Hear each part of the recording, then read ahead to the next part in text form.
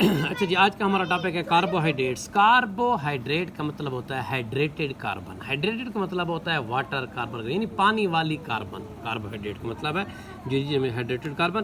Carbohydrate कहाँ पैदा होते हैं पता है आपको? पौधे पैदा करते हैं अपने पत्तों के अंदर, फोटोसिंथेसिस के जरिए पैदा करते हैं। और फोटोसिंथेसिस कौन सा पौधा होता है कि जिसके अंदर पौधा फिजा से कार्बन डाइऑक्साइड, ज़मीन से पानी लेता है, सूरज की रोशनी के अंदर ये काम करता है।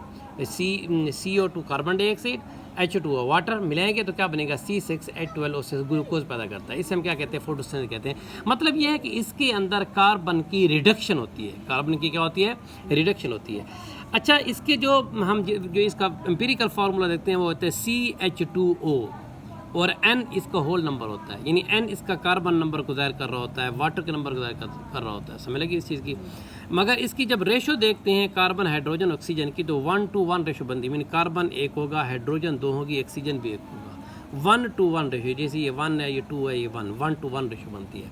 क्लासिफिकेशन ऑफ कार्बोहाइड्रेट्स क्या होते हैं? कार्बोहाइड्रेट्स वैसे तो हाइड्रेटेड कार्बन कहते हैं, मगर कार्बोहाइड्रेट जो लफ्ज़ है वो सैकराइड से निकला है, इनको सैकराइड भी कहते हैं। सैकराइड क्या है? सैकराइड ये लैटिन लफ्ज़ है, इसका मतलब होता है शुगर। शुगर ये मीठी चीज़, शुगर होते हैं, शुगर कहते हैं। अच्छा, इसके 3 बड़े ग्रुप्स हैं इसके सैकराइड्स के। मोनोसैकराइड जिसके अंदर 1 शुगर हो, डाइसैकराइड जिसके अंदर 2 शुगर हो, पॉली का मतलब होता है कई, पॉलीसैकराइड जिसके अंदर कई शुगर शामिल हो, उसको हम क्या कहते हैं? पॉलीसैकराइड कहते हैं। मोनोसैकराइड 1, डाई 2, पॉली कई सैकराइड। तो सबसे पहले हम मोनोसैकराइड्स के बारे में पढ़ने लगे। आपको पता होना चाहिए कि मोनोसैकराइड्स होते हैं वो इजीली सॉल्युबल होते हैं वाटर के अंदर, पानी के अंदर बहुत जल्दी हल हो जाते हैं। इसके अलावा ये स्वीट एंड टेस्ट होते हैं, मीठे मीठे होते हैं जो मोनोसैकराइड्स हैं। डाइसैकराइड करेंगे लो less taste, sweet and taste होंगे, लेस सॉल्युबल होंगे। जो पॉलीसैकराइड होते हैं बिल्कुल सॉल्युबल होते ही नहीं है और टेस्ट लेस होते हैं। ये बात ज़हन के अंदर रखें आप। अच्छा, इसके अंदर अगर हम कार्बन एटम की बात करें तो इसके अंदर 3 से लेकर 7 कार्बन एटम मौजूद होते हैं। कितने मौजूद होते हैं? 3 से लेकर 7 कार्बन एटम मौजूद होते हैं। इसका मतलब वो क्या हुआ है? अगर हम इसकी तरफ देखें तो 3 वाले को हम ट्रायोसिस कहते हैं, जिसके अंदर 3 कार्बन, ये C3H6O3, क्योंकि हम कार्बन की बेस पे इनको क्या कर रहे हैं? क्लासिफाई कर रहे हैं। इस तरह टेट्रोजेस 4 वाला, पेंटोजेस 5 वाला, हेक्सोजेस 6 वाला, हेप्टोजेस 7 वाले हैं। ये देखें, ये कार्बन एटम लिखा हुआ है, इधर भी कार्बन एटम शो है C3H6O3। समझ लगी है? अब ट्रायोसिस की मिसाल क्या है? ग्लाइसरल्डिहाइड और डाई हाइड्रोक्सी एसीटोन इसकी मिसाल है। ग्लाइसरल्डिहाइड और डाई हाइड्रोक्सी एसीटोन। और टेट्रोजेस जो 4 वाला है, एरेथ्रोज है। अच्छा, एरेथ्रोज सिर्फ और सिर्फ जो बैक्टीरिया की फोटोसिंथेसिस करते हैं, बैक्टीरिया, उनके अंदर साइनोबैक्टीरिया हैं, उनके अंदर पाया जाता है। क्या है? एज ए इंटरमीडिएट, यानी दरमियान में बनता है एरेथ्रोज। है क्या? ये टेट्रोजेस है, 4 कार्बन वाला है। अच्छा, पेंटोजेस और हेक्सोजेस ये जो 2 वाले हैं ये बड़े सबसे ज़्यादा इंपॉर्टेंट है। पेंटोजेस, हेप्टोजेस भी नहीं है, पेंटोजेस और हेक्सोजेस ये 2 इंपॉर्टेंट है। जो पेंटोजेस होता है इसके अंदर 5 कार्बन है, और ये इसके अंदर जो राइबोज, डीऑक्सी राइबोज, ये 2 बड़े इंपॉर्टेंट है। राइबोज और डीऑक्सी राइबोज पाए जाते हैं न्यूक्लिक एसिड के अंदर। Deoxy ribo nucleic acid DNA जो होता है। इसके अलावा ATP के अंदर भी पाए जाते हैं राइबोज, डीऑक्सी राइबोज, ये पेंटोज शुगर है। इसके अलावा जो इसकी राइबोलोज है, ये राइबोलोज जो है ना, ये भी फोटोसिंथेसिस के अंदर इंटरमीडिएट के तौर पे बनता है, फोटोसिंथेसिस के अंदर बनता है। कौन? राइबोलोज।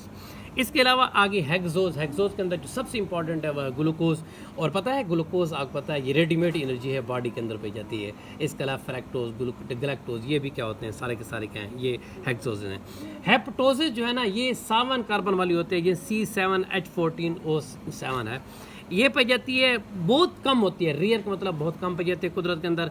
ये इंटरमीडिएट होता है किसके अंदर? फोटोसिंथेसिस के अंदर इंटरमीडिएट के तौर पर काम करता है। इसके बाद पता है आइसोमर्स ऑफ मोनोसैकराइड्स। मोनोसैकराइड्स हमने पढ़ा क्या होता है कि जिसके अंदर सिर्फ 1 शुगर हो। आइसोमर का मतलब होता है उसकी मुख्तलिफ शक्लें, उसकी अच्छा, आइसोमर्स ऐसे कंपाउंड्स होते हैं जिनका molecular formula, empirical formula, number of atoms बिल्कुल सेम होते हैं। Number of atom, molecular formula क्या होता है? बिल्कुल सेम होते हैं, सिर्फ उनका स्ट्रक्चरल फार्मूला डिफरेंट होता है। जो उनकी साख्त होती है वो डिफरेंट। क्या मतलब होता है? जो उनके अंदर पाए जाने वाले एटम्स होते हैं उनकी रीअरेंजमेंट की होती है, बस ये फ़र्क होता है। आइसोमर क्या होते हैं? ऐसे सारे के सारे कंपाउंड जिनका मॉलिक्यूलर फार्मूला सेम हो, नंबर ऑफ कार्बन आइटम भी क्या हो? सेम हो, मगर सिर्फ उनके अंदर स्ट्रक्चर जो उनके अंदर डिफरेंट हो। मतलब जो एटम की तादाद है वो एटम के तादाद क्या हो? उनके अंदर उनकी रीअरेंजमेंट की होती है। एटम की तरह भी सेम होती है, रीअरेंजमेंट होती है एटम की, इसको हम क्या कहते हैं, आइसोमर कहते हैं। जैसा कि हमारे पास ये तीन हैं, ग्लूकोज, फ्रक्टोज, गैलेक्टोज, ये तीन आपको नजर आ रहे हैं। इन सारों तीनों की जो इनका मॉलिक्यूलर फार्मूला है वो C6H12O6 है तीनों का, यानी कि ग्लूकोज का भी, फ्रक्टोज का भी, गैलेक्टोज का भी। मगर फ़र्क क्या है कि इनके अंदर जो इनकी अरेंजमेंट है एटम की वो डिफरेंट है।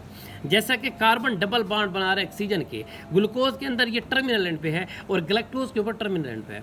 मगर आप जब फ्रक्टोज को देखते हैं तो फ्रक्टोज के अंदर ये थोड़ा सा दूसरी कार्बन के ऊपर आ जाता है, मीन दरमियान की तरफ थोड़ा सिसक जाता है, समझ लगी है, यानी इसकी एटम के अंदर थोड़ा सा डिफरेंट आ रहा है और कुछ नहीं है। अच्छा, इसके अलावा अगर आप देखें ग्लूकोज और गैलेक्टोज के अंदर जो इसकी कार्बन नंबर 4 है, कार्बन नंबर 4 की राइट साइड पे OH लगा हुआ है ग्लूकोज के अंदर, मगर यहाँ कार्बन नंबर 4 की राइट साइड पे H लगा हुआ है, किसके अंदर, गैलेक्टोज के अंदर। सिर्फ एक उसका यानी कि OH या H तब्दील हुआ है कार्बन नंबर 4 में, बाकी सारा का सारा सेम है। ग्लूकोज और गैलेक्टोज सेम है, सिर्फ एक कार्बन की, एक OH ग्रुप की तब्दीली की वजह से वो क्या अलहदा बन गया है, वो गैलेक्टोज है और ये ग्लूकोज बन गया है। समझ लगी इस चीज़ की, सिर्फ एक। अच्छा, ये बताया फ्रक्टोज ग्लूकोज का बिल्कुल सेम मॉलिक्यूलर फार्मूला होता है, मगर उनका फ़र्क क्या होता है, जो मैं अभी बताया फ़र्क उनके क्या होता है। फ्रक्टोज के अंदर डबल बॉन्ड होता है क्या है, वो कार्बन नंबर 2 पे है, और ग्लूकोज के अंदर जो होता है वो टर्मिनल 1 पे होता है। समझ लगी इस चीज़ की। इस वजह से इनको हम कहते हैं, ग्लूकोज फ्रक्टोज को कहते हैं स्ट्रक्चरल आइसोमर्स, क्योंकि इनके अंदर इनकी स्ट्रक्चर सेम है। ग्लूकोज के अंदर टर्मिनल एंड के ऊपर ऑक्सीजन डबल बॉन्ड बना रहा है कार्बन के साथ, जबकि फ्रक्टोज के अंदर कार्बन डबल बना रही है कार्बन नंबर 2 के ऊपर, कार्बन नंबर, इनको कहते हैं स्ट्रक्चरल आइसोमर्स। अच्छा, एक होता है जिसे हम स्टीरियो आइसोमर्स कहते हैं, उसकी मिसाल है ग्लूकोज और गैलेक्टोज की। उसके अंदर मैंने क्या फ़र्क बताया है, उसके अंदर मैंने बताया कार्बन नंबर 4 के ऊपर OH ग्रुप उसकी लेफ्ट साइड पे है ग्लूकोज की, और गैलेक्टोज की राइट साइड पे है, यानी सिर्फ OH ग्रुप की उसकी जो पोजीशन है वो तब्दील हुई है, बस और कुछ नहीं है। समझ लगी HOH की, ये इनको कहते हैं स्टीरियो आइसोमर। अच्छा, कॉमन 5 कार्बन वाली शुगर, ये तो हम पढ़ रहे थे वैसे, अब 5 कार्बन वाली शुगर को हम कहते हैं राइबोस या राइबोलोज, ये 5 कार्बन वाली शुगर होती है। और ये मैंने बताया कहाँ पे जाती है, न्यूक्लिक एसिड और ATP के अंदर पे जाते हैं राइबोस। जो राइबोलोज होती है वो फोटोसिंथेसिस का प्रीकर्सर है। क्या मतलब बताया, जो फोटोसिंथेसिस का प्रोसेस होता है वो राइबोलोज से स्टार्ट होता है। प्रीकर्सर का मतलब होता है पहला सब्सटेंस राइबोलोज होता है, वहाँ से स्टार्ट होता है, ये प्रीकर्सर होता है। अच्छा, अब ring structure of monosaccharide, monosaccharide को जब हम किसी सोल्यूशन के अंदर डालते हैं तो ये रिंग स्ट्रक्चर होता है, यानी ये कार्नर वाला स्ट्रक्चर देता है, 5 कार्नर स्ट्रक्चर, ये 6 कार्नर स्ट्रक्चर देता है, या 3 कार्नर 4, जो भी कार्नर स्ट्रक्चर देता है, कौन सा, ये यानी कि सैकेराइड है। अब मोनोसैकेराइड को जब हमने डाला वो कहते हैं रिंग स्ट्रक्चर देता है, जिसके अंदर ऑक्सीजन ब्रिज डेवलप होती है। ऑक्सीजन ब्रिज का मतलब होता है ऑक्सीजन दरमियान के साथ होती है और साथ उसने 2 कार्बन के साथ अटैच हुई होती है, इसको कहते हैं ऑक्सीजन ब्रिज। ऑक्सीजन क्या होती है, सेंटर में होती है और साथ दोनों तरफ क्या अटैच होते हैं, कार्बन, इसे हम क्या कहते हैं, ऑक्सीजन ब्रिज। जब भी हम किसी मोनोसैकेराइड्स को सोल्यूशन के अंदर डालेंगे तो ये रिंग स्ट्रक्चर देगा, जिसके सेंटर के अंदर ऑक्सीजन होगी जो ऑक्सीजन ब्रिज बनाएगी, और साइड के ऊपर क्या होंगे, कार्बन मौजूद होंगे, इस कहते हैं ऑक्सीजन कार्बन एटम। अब सबसे पहले ग्लूकोज की मिसाल दी है, ग्लूकोज के अंदर ये देखें ऑक्सीजन, ये ऑक्सीजन रिंग, ऑक्सीजन ब्रिज है, कार्बन नंबर 1 के साथ अटैच है, इधर कार्बन नंबर 5 के साथ अटैच है, किसके अंदर, ग्लूकोज के अंदर, किसके अंदर, ग्लूकोज के अंदर, ये बताया भी हो, ये 1 और 5 के साथ अटैच है, ये 6 कार्नर रिंग स्ट्रक्चर है ये वाला ग्लूकोज के अंदर। अच्छा, फ्रक्टोज के अंदर भी यही है कि गैलेक्टोज के अंदर भी हमने देखा है, तो यहाँ भी ऐसी है कि ऑक्सीजन ब्रिज बनी है कार्बन नंबर 1 के अंदर और कार्बन 5 के अंदर ऑक्सीजन ब्रिज बनी है, ये 6 कार्नर रिंग स्ट्रक्चर है। मगर जब हम फ्रुक्टोज के पास आते हैं तो यहाँ ऑक्सीजन ब्रिज बनी है, मगर यहाँ कार्बन नंबर 2 और कार्बन नंबर 5 के दरमियान बनी है, क्योंकि कार्बन नंबर 1 नीचे चला गया है, समझ लगी है। तो ये ऑक्सीजन ब्रिज किसके अंदर बन रही है, कार्बन नंबर 2 और कार्बन नंबर 5 के दरमियान बन रही है। इस वजह से जो फ्रुक्टोज है, इसकी जो ऑक्सीजन ब्रिज है, जो रिंग स्ट्रक्चर है, वो ग्लूकोज और गैलेक्टोज से क्या है, डिफरेंट है। मीन इसकी स्ट्रक्चरल, ये जो इसकी स्ट्रक्चरल है रिंग का, ये डिफरेंट है, हालांकि इसका मॉलिक्यूलर फार्मूला तो क्या है, सेम है, समझ लगी है। इस वजह से इनको क्या कहते हैं, आइसोमर कहते हैं। अच्छा, हमने राइबोज देखा है, इसके अंदर जो ऑक्सीजन ब्रिज बन रही है, टोटल इसके अंदर 5 कार्नर स्ट्रक्चर है, 6 वाला नहीं है। राइबोज है तो अभी 5 और C5 होता है, मगर इसके अंदर जो ऑक्सीजन बन रही है वो C1 और C4 के दरमियान बन रही है। किसी भी वो 6 रिंग स्ट्रक्चर के अंदर C5 के दरमियान C4 के दरमियान नहीं बन रही थी, यहाँ बन रही है C4 के दरमियान, ये याद रखना। C1 और C4 के दरमियान क्या बन रही है, मगर ये बनती क्या है कि जब हम इसको सोल्यूशन के अंदर डालते हैं, जब भी हम मोनोसेकेराइड को सोल्यूशन के अंदर डालते हैं तो उस वक्त जो क्या कर रहता है वो एक रिंग स्ट्रक्चर जाता है, क्या देता है वो, एक रिंग स्ट्रक्चर देता है। अच्छा, इसके अलावा राइबोज को कुछ और है, इसकी जो ये वाला रिंग स्ट्रक्चर है, ग्लूकोज जो है रिंग स्ट्रक्चर है, इसकी भी 2 फॉर्म होती हैं।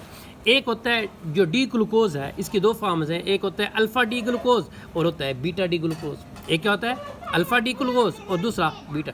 अल्फ़ा बीटा के अंदर सिर्फ एक फ़र्क है, अल्फ़ा के अंदर जो OH ग्रुप है वो नीचे की तरफ है, कार्बन नंबर 1 के नीचे है, ये नज़र आ रहा है, और बीटा के अंदर जो OH ग्रुप है वो ऊपर की तरफ है, बस ये फ़र्क है। OH ग्रुप, अल्फ़ा जो डी ग्लूकोज है उसके अंदर OH ग्रुप नीचे की तरफ होगा, और बीटा ग्लूकोज जो बीटा डी ग्लूकोज है उसके अंदर OH ग्रुप ऊपर की तरफ होगा, बस ये फ़र्क होगा।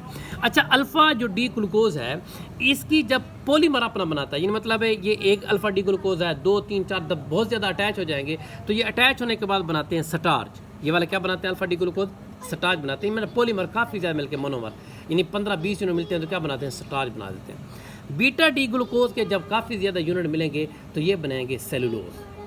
समझ लगी, जो स्टार्च होती है वो एनिमल कार्बोहाइड्रेट है, स्टार्च क्या है, एनिमल कार्बोहाइड्रेट है, जो सेलुलोज है ये प्लांट कार्बोहाइड्रेट है। ये बात समझ लगी है, 2 चीज़ें। अच्छा, इसके अलावा आपको पता है 2 तरह के हमने स्ट्रक्चर पढ़े हैं, अभी मैंने आपको दिखाए हैं। ये वाला, ये एक इसकी जो है ना ये स्ट्रक्चर है इसकी, मगर ये चेन शक्ल में है, यानी कि चेन की शक्ल में खुला हुआ इसका, यानी कि ग्लूकोज ये इसका मोनोसेकेराइड का स्ट्रक्चर है, जबकि ये स्ट्रक्चर ये रिंग स्ट्रक्चर के अंदर है।